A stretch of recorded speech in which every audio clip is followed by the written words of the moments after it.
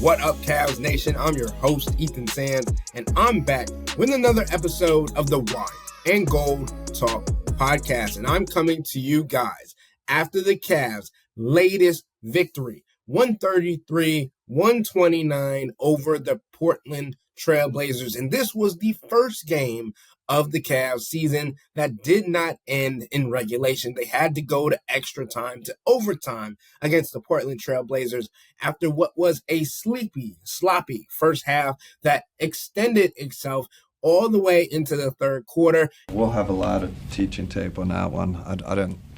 I would just say overall we just didn't play well. And forget the energy, right? Execution, offensive execution, defensive execution, switching, rebounding. Gave up some really atrocious offensive rebounds to them. We get a stop. They come in, tip, we don't hit a body. So, we'll learn from it. It'll be a great teaching tape. I prefaced the game and I came into the pregame conversation with Kenny Atkinson saying, I know you guys have not failed for the trap game yet this year, but is there a speech, a message coming in to this game, knowing that you guys just came off an emotional win against the Boston Celtics, and there's a team coming in that's on a win streak that has nothing to lose, basically. They are at the bottom of the conference standings. Can we talk about what Kenny Atkinson just said to me? He said, no, there's no speech. There's nothing needed for this team because they understand what it takes to win at this point into the season. And that's fair, right? 49-10 coming into the game. But I asked the same question after the game, and he said, I should have. Kenny, you talked about before the game that you didn't have to give them a speech before the game. Was there one? I should have. Next time I will. I don't know. Is this sports psychology, human psychology? Come off a huge win. Now you got to play a hungry, evolving team, a team that's playing really good basketball, 11-4. Over their last 15, we come out, not focused and not high energy. It's kind of normal what happened. But for us to make that comeback, because I didn't think we were going to win the game. I really did, and I said this is one of those games we just don't have it. But like Dan said, I think DeAndre really kind of took us from the abyss and got us the W. And I probably will next time when it comes to a trap game. Obviously, that doesn't happen for a couple of games now. But Kenny Atkinson realized that at the halftime mark, there was a need for a change in culture and switch and all these different things that was required for the Cavs to step their game up. I mean, in the first half, they had 24 points in the first quarter, 18 points in the second quarter. They were outscored in both of the first two frames, and then they just absolutely flipped the switch in the second half. They had 37 points in the third, 40 points in the fourth quarter, and we know that they outscored the Portland Trailblazers 14-10 in the overtime period. But I want to get into some of the bigger stats from yesterday's game. The Cavs overcame an 18-point deficit against the Portland Trailblazers and a 22-point deficit at Boston on Friday. This is the first time the Cavs have won back-to-back games after trailing by 18 or more points since 1997-1998 season. And we also understand that the Boston Celtics win, where they won by 22 points, is the most by a comeback victory since last year's team, when we can all remember Dean Wade's comeback 20-point performance in the fourth quarter against Boston in Rocket Mortgage Fieldhouse at the time, now Rocket Arena. So the other portion of this game that I wanted to touch on, there's a lot of different nuances, and I'll probably go quarter by quarter because you have to in this kind of game, but I'm still looking at some of the bigger stats. Jerome, 25 points, 5 rebounds, 6 assists, and a career-high 6 steals. And I told this stat to Ty after the game, and he said it's a weird stat. You kind of just pull stats out of anywhere, but it's still fun to me to look at how deep he's gone when it comes to just the success this season and then in NBA history. Ty Jerome is just the second player in NBA history to put up these kinds of numbers off the bench, joining Golden State's Gus Williams from December 17th, 1975 versus Seattle, right? And then you continue this, right? We understand now that the Cavs beat the Portland Trailblazers, they are 50-10, which is insane to think about. They've already surpassed their win total from last year. They're on the cusp of their win total from the 2022-2023 season, which was 51. But this is the third 10-game or more win streak in a single season for the Cleveland Cavaliers. They are just the seventh team in NBA history to have three separate win streaks of 10 games or more in a single season. And this only goes to continue showing you how good this team is as a unit. And then finally, the last stat that I'll roll out for you guys for the Cavs last night. This, with the overtime victory, the Cavs have now won 11 straight overtime games at home, dating back to February 2020. Okay, now let's get into the different nuances of the game itself. And we talked about it in that first quarter. The first two quarters were ugly for the Cleveland Cavaliers. Ty Jerome and Darius Garland were basically the only two players that were holding it together for the Cavs in the first quarter. They scored 10 of the team's 24 points in the frame. And you can basically look quarter by quarter and you understand that there was a player that stood out. The second quarter was Evan Mobley in a horrible second period that saw the Cavs score just 18 points, as I referenced earlier. Evan Mobley had 8 of those points and got to the line multiple times. I'll get into the refereeing and stuff later because that is a completely different portion of this story. Then you look at the halftime, and obviously I think if I know Kenny Atkinson at all, he didn't need to do a whole lot of talking at halftime to have the Cavs readjust because they understood that the Portland Trailblazers are not on their level, quite frank, and they know what needed to happen going into the second half. And it was simple, making shots. The second half came and they needed a different level of energy and shot making. And that's exactly what they got. They came back with a completely different level of all of those things, making more threes in the third quarter alone than they had in the entire first half. They made 7 threes in the third and had 5 in just the first half. 2 from Max Strus, 2 from DeAndre Hunter, and then you look at Ty Jerome and DeAndre Hunter combining for 21 points in the third quarter. We know how good that tandem is dating back to the Virginia Cavaliers. There was jokes in the locker room after the game about how Max Strus has seen how much of a winning caliber, winning talent both Ty Jerome and DeAndre Hunter are at the collegiate level. Ty Jerome came back with a little snark remark to remind Max Strus that they have the same amount of rings in the NBA, a big fat 0. They want to change that this season, but then you also want to look at how this team has played together. And in majority, we want to talk about right now DeAndre Hunter and Ty Jerome, especially because of how they played a whopping 103 minutes together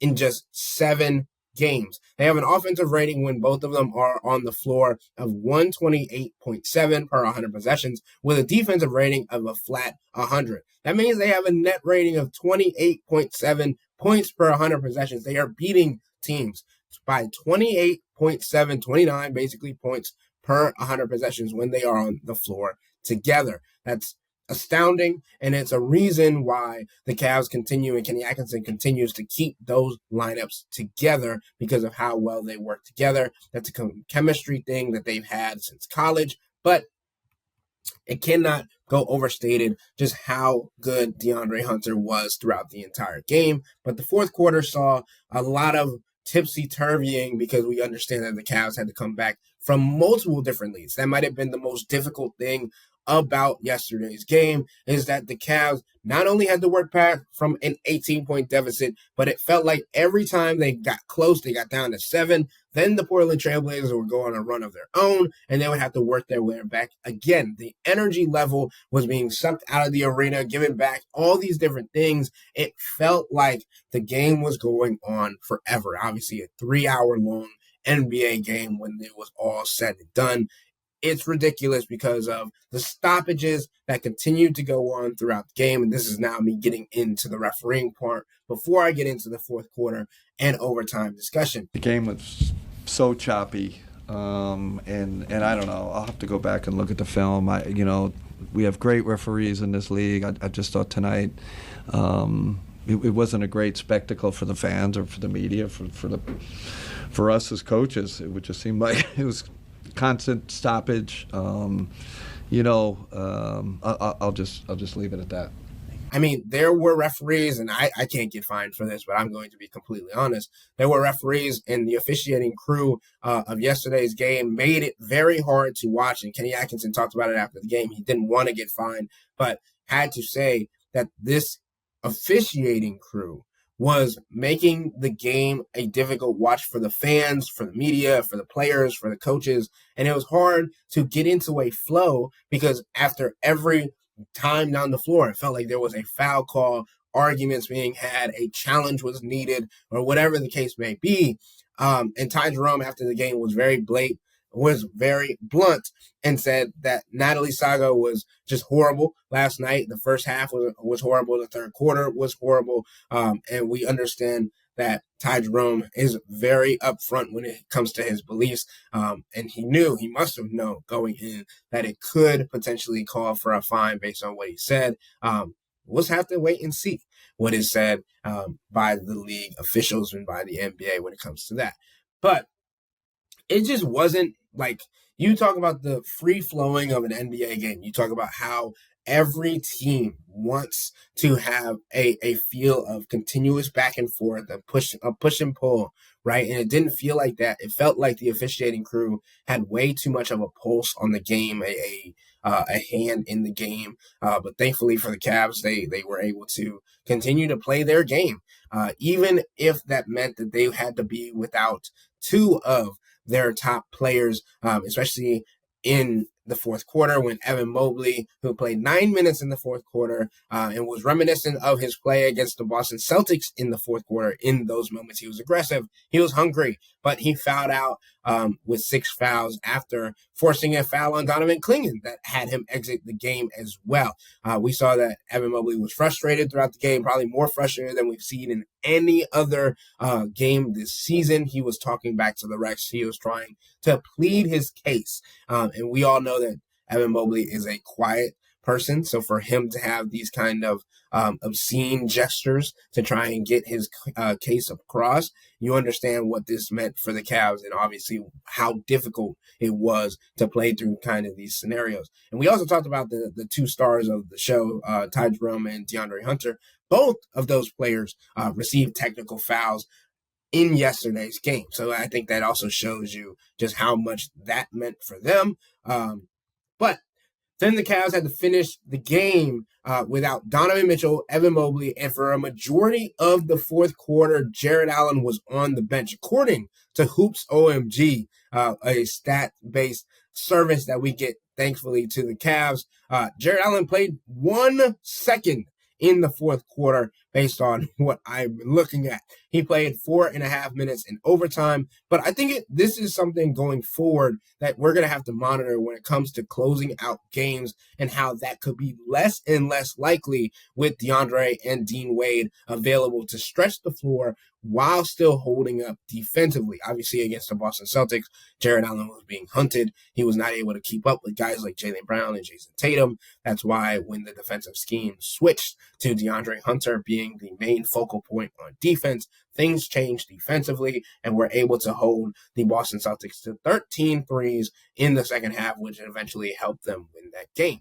But when it comes to the Portland Trailblazers, they went extremely small in the fourth quarter, obviously without Donovan Clingan. They basically had 5 guards on the floor. So Kenny Atkinson countered that with going with DeAndre Hunter and Dean Wade at the 5 to close games. And he'll talk about that a little bit as well when it comes to how that is something that they could use going into the latter half of the season. There's just a few games left, and that's crazy to talk about. The Cavs are 50-10, which means that there's 22 games remaining in this season. But Max Strus and DeAndre Hunter willed this Cavs team to victory. All the players were calling him, what do they call him, Wild Thing, he just we needed that tonight, right? His clutch shot making, his rebounding, that was kind of perfect Max game, right? It was chaotic, it was a little crazy,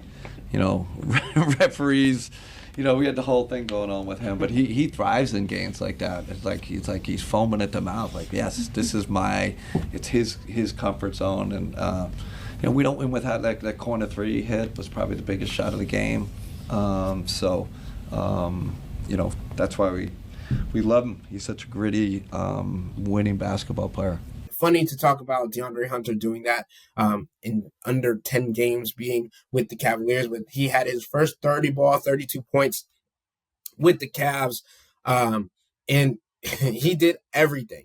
I mean, Max Strus started the fourth quarter, and had potentially a game winner in the fourth. A corner three that was negated by the decision to foul up three by Kenny Atkinson, and the Blazers making all 6 of their free throws in the fourth, while the Cavs missed 4 free throws in the closing period, including Darius Garland's missed free throw, which allowed the Blazers to come back down and tie the game, obviously forcing overtime. Then in the first overtime game of the season, DeAndre had a clutch wing triple, which he created himself over a defender. And we've talked about this a little bit, right? When it comes down to the creation of a shot by DeAndre and how he's simply too tall or too long for opposing defenders to make their presence felt when he rises up with quickness that they can't match, or he creates a little bit of space with a jab step, and DeAndre also made do when he went to the charity stripe in the overtime period. He made all 6 of his free throws, which sealed the game. He also had 4 rebounds, which without Evan Mobley and Jared Allen not playing to his standard were huge.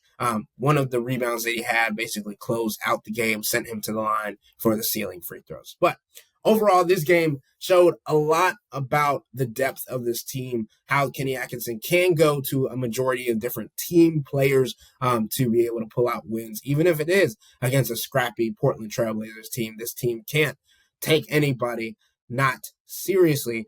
Would we have wanted to see what Javonte Green would have looked like in a situation like this? Sure, but in a game that saw the first half be basically dominated by the Portland Trailblazers, you want to go with your main guys to see what they can do in the second half and if they can pull out a victory like this. So very important to keep an eye on a couple of different things. Jared Allen not closing fourth quarters, Evan Mobley and how he responds in the next game. Obviously, we understand that he doesn't like having back-to-back games where he isn't successful or whatever. Obviously, he still had 20 points in the matchup. So ending the game, the Cavs had 6 players in double figures, led by DeAndre Hunter's 32. Ty Jerome had 25. Evan Mobley had 20. He was 6 of 14 from the field, 1 of 3 from deep, 7 of 10 from the field free throw line with 8 rebounds. Also, I think we cannot go without saying that the 6 steals from Ty Jerome is very impressive. As we talked about in the past, his handsiness on the defensive end makes it easier for him to be as aggressive with great defenders behind him, especially in situations like DeAndre Hunter, Dean Wade, Evan Mobley, all on the floor together with him. It allows him to play super aggressive at the point of attack and get into the passing lanes as well, as his assignments are going to be stymied by these other bigger, better defenders behind him. Then you talk about Max Strus, 14 points, 4 of 11 from deep. Darius Garland, 13 points, 4 of 16 from the field, 7 assists, 2 turnovers, and Jared Allen, 12 points, 5 of 7 from the field, and he had 10 rebounds as well. Also 2 blocks and a steal. So the biggest beauty of this game for me is, even though the Donovan Mitchell didn't play, Nobody on the Cavs played more than 39 minutes on the field. Nobody played 40 minutes in an overtime game. So they were still able to manage their minutes and didn't have to go too deep into their bench as they didn't want to. So something to monitor as well. I think it's very important for this Cavs team to remain healthy and to remain at an even keel when it comes to the minutes, even though Kenny Atkinson has prefaced and has said that they are going to get to a point where they're going to start loading up on minutes to prepare them to be ready for minutes in the playoffs, which we know with the rotation will likely shrink. It's not me and Chris saying that they need to. Kenny Atkinson has alluded to the fact that things will change when it comes to playoff minutes, when it comes to playoff time, and needing to have their best players on the floor. And that, in part, is when Jared Allen and Evan Mobley will either split all of or a majority of the 48 minutes at the center position, and likely being Evan Mobley starting and finishing at the 5 when it comes to the fourth quarter. But they are the first team, the Cleveland Cavaliers, to 50 wins this season. But with all that being said, that'll wrap up today's episode of the Wine and Gold Talk podcast. But remember to become a Cavs insider and interact with Chris, me, and Jimmy by subscribing to Subtext. Sign up for a 14-day free trial or visit cleveland.com/Cavs and click on the blue bar at the top of the page. If you don't like it, that's fine. All you have to do is text the word STOP. It's easy, but we can tell you that the people who sign up stick around, because this is the best way to get insider coverage on the Cavs from me, Chris, and Jimmy. This isn't just our podcast, it's your podcast. And the only way to have your voice heard is through Subtext. Y'all be safe. We out.